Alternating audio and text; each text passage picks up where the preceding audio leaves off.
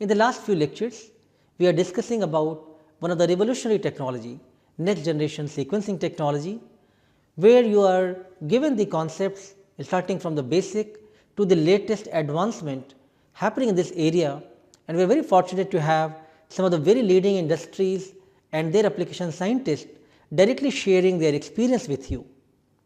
So, in this light, in today's lecture series, today we have Mr. Rahul Solanki, a senior field application scientist from Primas Life Sciences, who will talk to us about Illumina next generation sequencing workflows. So, let me welcome Mr. Rahul Solanki for his lecture today.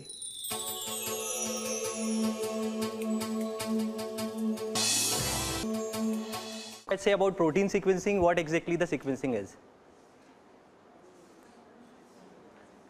To know the sequence of amino acids.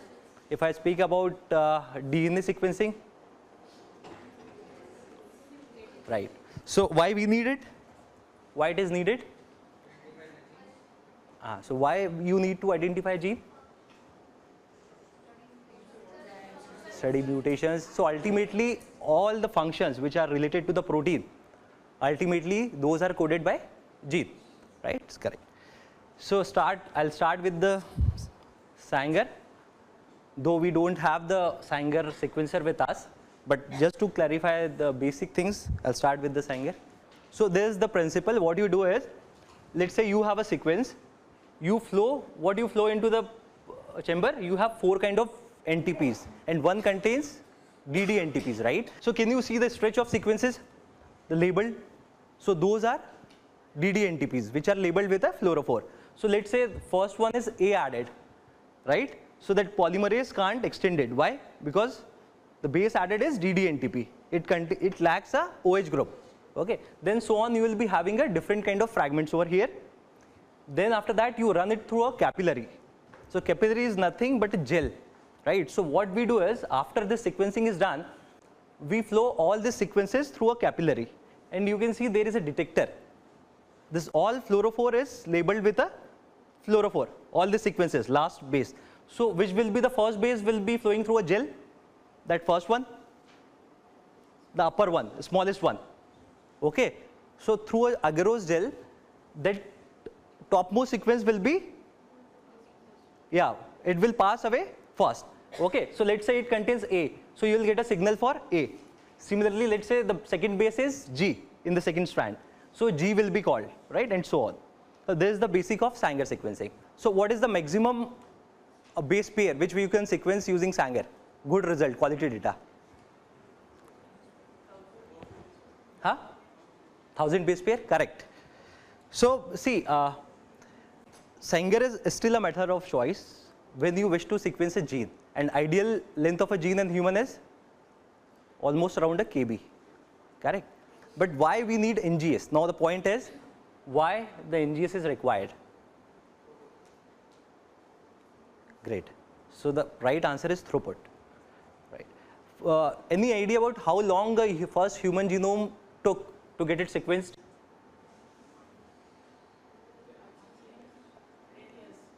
It took 10 years, and almost how much $1 million was invested? $1 billion. How many, ma'am? Almost $3 billion was invested for a first human genome to be sequenced. So, what is the length of human genome?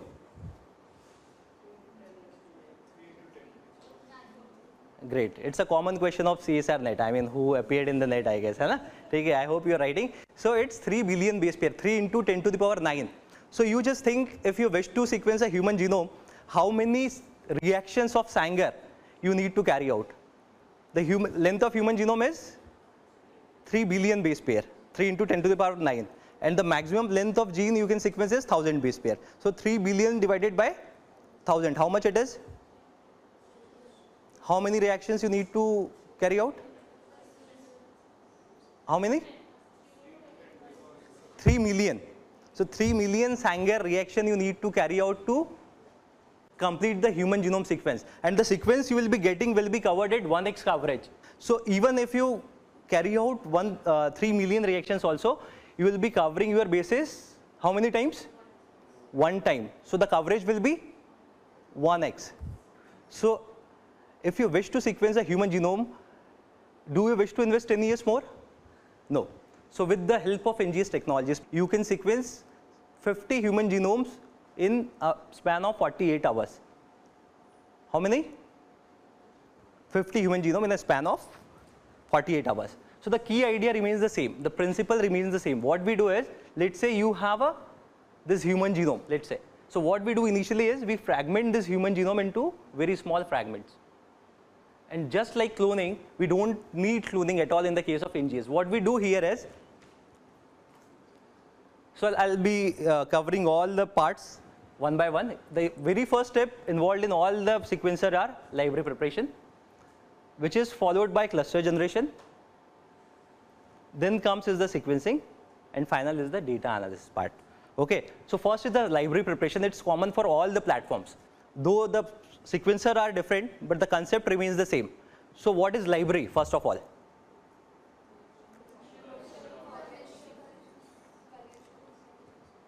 In terms of sequencing, if I say what is the library?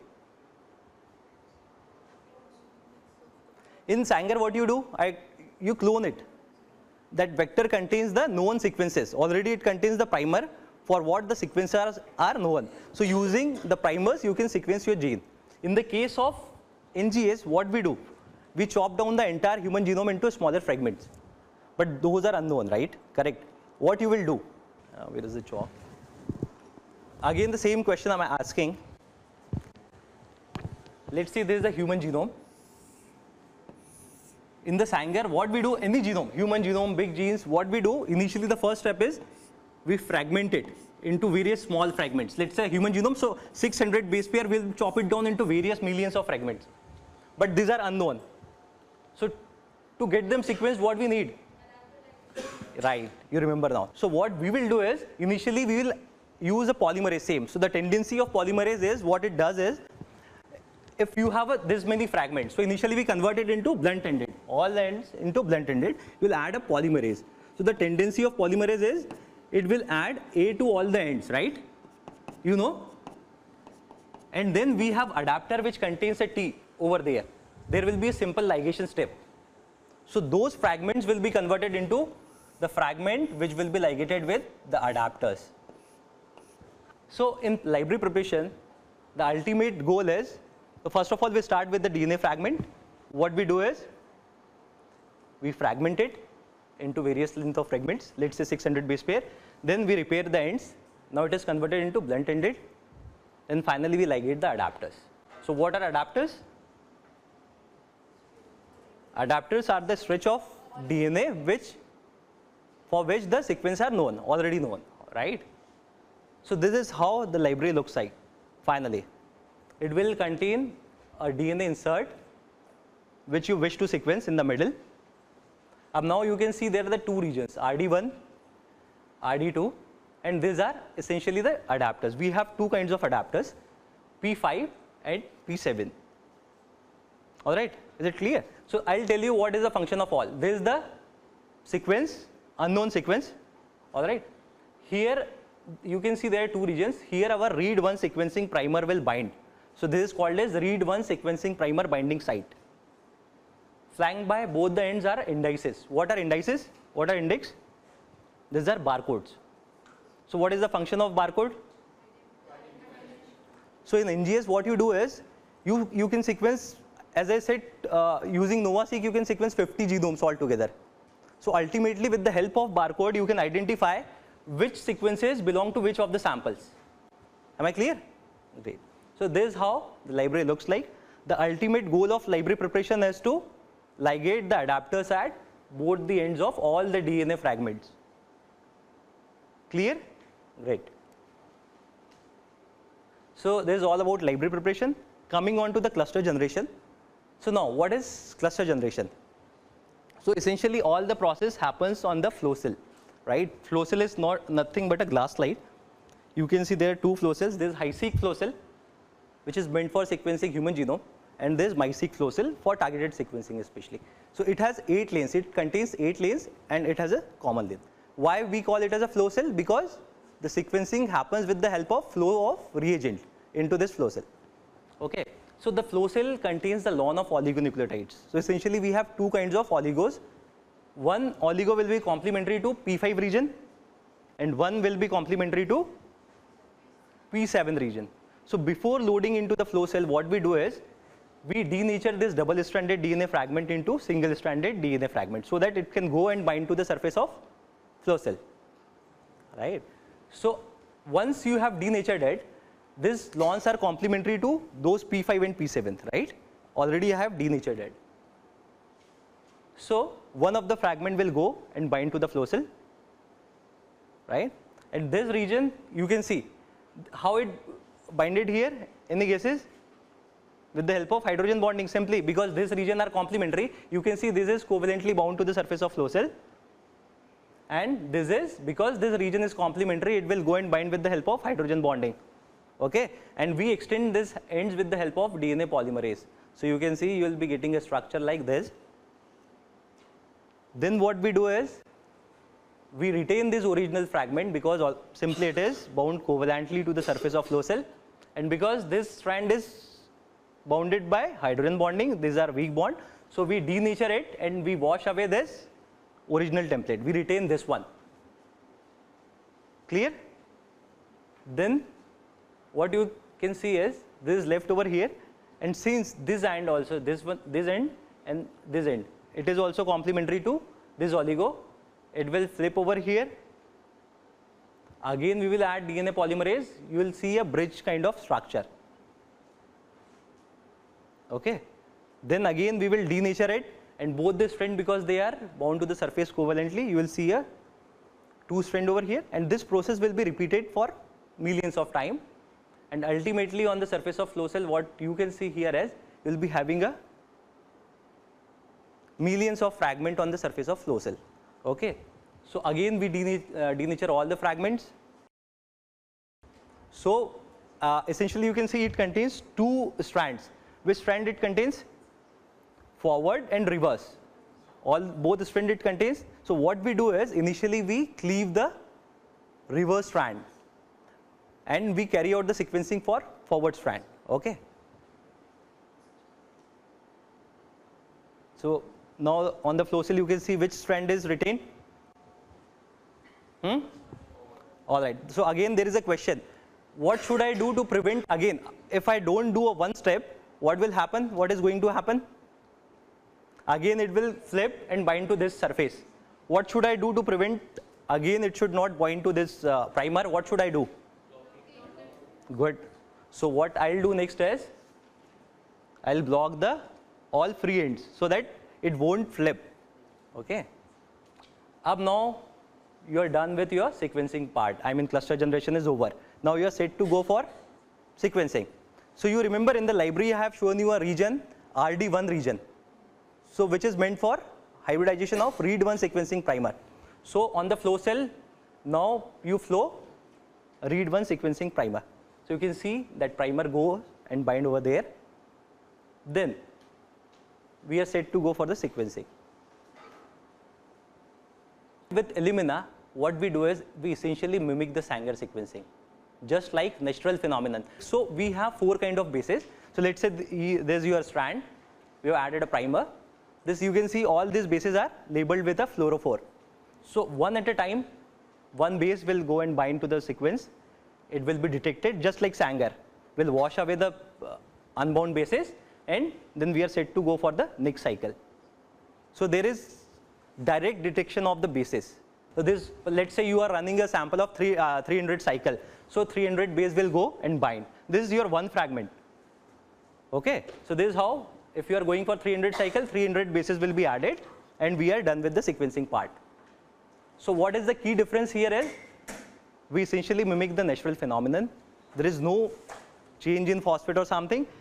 The best part is, if you detect any by secondary methods like phosphate or something, let's say, so what will be the hurdle there? If one base is added, let's say there is one call for A in a cycle, so signal will be, if two A are added, the signal will be double. But if you have multiple A or multiple G over there, so you can't resolve the signal. So in the terms of NGS, in the Sanger, how you detect the quality of the NGS data? By looking at the peak, you get a peak, you remember your data. If the peaks are sharp, your call is good. So in the case of NGS, we define the quality in the terms of Q values, quality values. So if I say Q30, Illumina use Q30 scores. So a Q30 score means is 1 error in 1000 base pair added. So the accuracy rate is 99.9%. Okay. If I say about Q30, what is Q30? So we define our run as, let's say you performed a run which contains a E. coli genome. So we will define 80% of the bases sequenced were above Q30 values. Getting? So the error rate in that 80% base calls were 99.9%. Not error rate, accuracy rate. The error rate was 0.1%. Am I clear? So what exactly the paired end sequencing is, essentially you remember as ma'am said, initially we generate both fragments. If you wish to sequence only forward strand, what you will do is you will cleave away the reverse strand and you will sequence the only forward strand. The paired end sequencing, what you do is you regenerate both the strand. In the second time, what you do is you retain forward strand, you retain reverse strand and you cleave away the forward strand. In this manner, you can sequence both the stretch of DNA. You have to, one is forward, one is reverse. So initially what we do is we cleave away the reverse fragment, we sequence the forward. During paired end, what we do is we regenerate, we deblock it. Remember? So both the strand will be generated. This time we'll cleave away the forward strand and we are going to sequence the reverse strand. So once we are done with read 1, okay, so let's say my read length was, I have chosen 300 base pair read length. So this is your read 1 product. And this is your sequencing primer. And from here, how many bases were added? Let's say it was a 300 cycle run. So 300 bases will be added over here. Those are detected. And then what we do is we denature this product, the product of read 1 sequencing primer. We'll denature it. And we are set to go for paired end sequencing. What needs to be done is we will denature it. Again, we will deblock this end. Clear? So we will deblock this end. Again, it will flip because we have deblocked the end. And again, you can see multiple clusters will be generated. But this time, what we are going to do is we are going to cleave away the forward strand. Initially, what we did, we had cleaved away and we have gone for the sequencing of good. Okay, so we will cleave away the original forward strand, and this is how we are ready for sequencing for the second. So this time, which primer will go and bind? RD2. You remember the structure of library? There was RD2 region. So there, the read 2 primer will go and bind, and just like read 1, we are set for the sequencing, right? All the reagent will flow. This is how you will sequence, just like the first one. But the difference is here you are sequencing the reverse strand. This is all about the paired end sequencing. So in all our platforms, essentially what we do is we initially carry out read 1 sequencing, okay? Then we go for indice sequencing, barcode sequencing, which is essentially 6 to 8 base pairs long. Then barcode 2, and then finally read 2. Okay? So initially we sequence read 1. Achha, one question when I was in Singapore during my training. So one of candidate asked a question to trainer. I mean, he was also not able to answer. So one candidate asked me, why you need a separate read for indexes, right? For, let's say if you have this DNA fragment and you can remember the structure, so here is the indices. So why you need this separate read? You can directly read from here itself. Why you need a separate read for that? Make sense? His question was logical. Getting? What I am telling is, what we do is initially we sequence the read 1, then we go for read 2 sequencing, barcode 1 sequencing, there is barcode 2 sequencing, and then your read 2, finally read 2.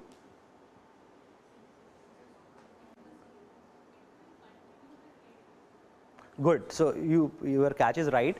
In Sanger, if you see, if you go beyond, ideally speaking, 600-700 base pair, your peaks will be not that sharp.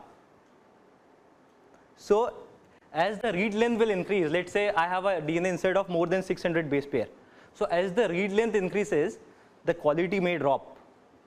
And for demultiplexing the samples from the pool, I need very accurate data. So because the barcodes are only 8 base pair long, so I should have very good data for demultiplexing the samples from the common pool. Correct. So that is the reason why what we do is we sequence the read 1 read 1 sequences, then barcode 1, barcode 2, and finally we carry out what? Read 2. That's all. There is the simple logic. So once we are done with the sequencing, the final stage is the data analysis. Okay. So there are three kinds of analysis. First one is the primary analysis. So during primary analysis, what happens is, all the bases are tagged with a fluorophore, right? So initially, the camera will record the signals like this. It will be colored though. So red, green, yellow, but these are all your bases called. So there is a software which is called as real-time analysis software.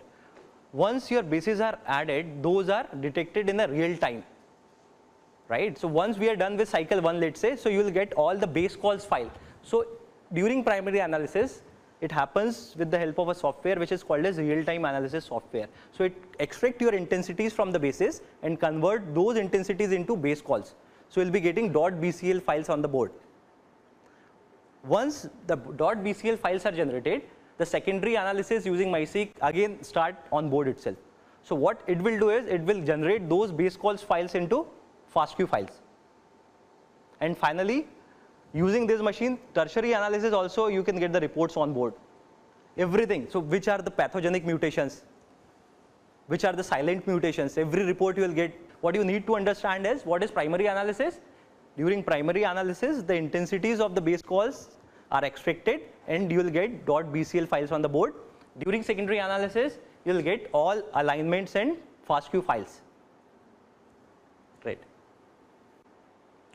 So I'll play a small video for you guys. So I hope it will clarify everything. The same thing which I have shown, so it will be shown sequentially.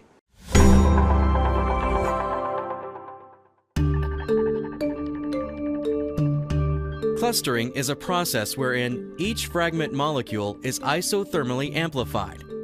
The flow cell is a glass slide with lanes. Each lane is a channel coated with a lawn composed of two types of oligos. Hybridization is enabled by the first of the two types of oligos on the surface. This oligo is complementary to the adapter region on one of the fragment strands. A polymerase creates a complement of the hybridized fragment. The double-stranded molecule is denatured, and the original template is washed away. The strands are clonally amplified through bridge amplification. In this process, the strand folds over and the adapter region hybridizes to the second type of oligo on the flow cell. Polymerases generate the complementary strand, forming a double-stranded bridge. This bridge is denatured, resulting in two single-stranded copies of the molecule that are tethered to the flow cell. The process is then repeated over and over and occurs simultaneously for millions of clusters, resulting in clonal amplification of all the fragments. After bridge amplification, the reverse strands are cleaved and washed off, leaving only the forward strands. The 3' ends are blocked to prevent unwanted priming. Sequencing begins with the extension of the first sequencing primer to produce the first read. With each cycle, fluorescently tagged nucleotides compete for addition to the growing chain. Only one is incorporated based on the sequence of the template. After the addition of each nucleotide, the clusters are excited by a light source and a characteristic fluorescent signal is emitted. This proprietary process is called sequencing by synthesis. The number of cycles determines the length of the read. The emission wavelength, along with the signal intensity, determine the base call. For a given cluster, all identical strands are read simultaneously. Hundreds of millions of clusters are sequenced in a massively parallel process.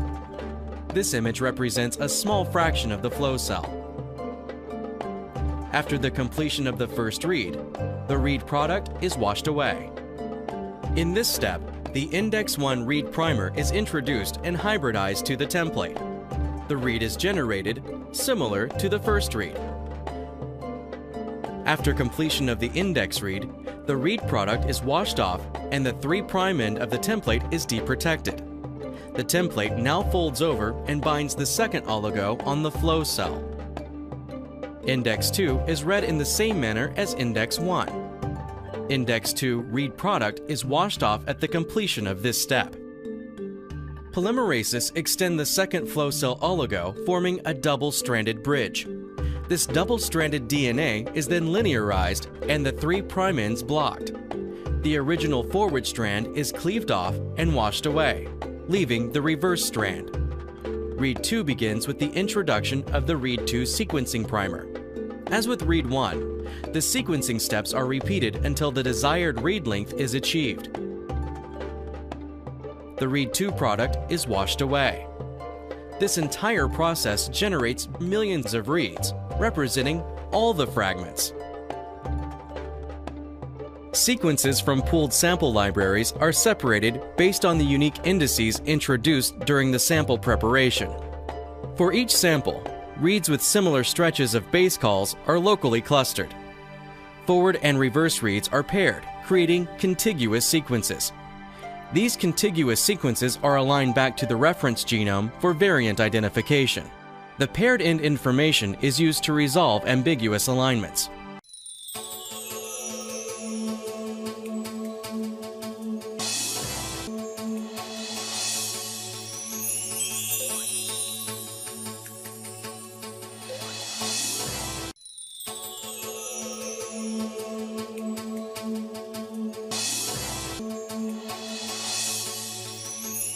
Alright, so I am sure by now you are very clear and convinced about the magic which next generation sequencing platforms have done for us, the pace, the accuracy, the speed, the cost, what one could accomplish by these platforms was not even possible to think 10 years ago.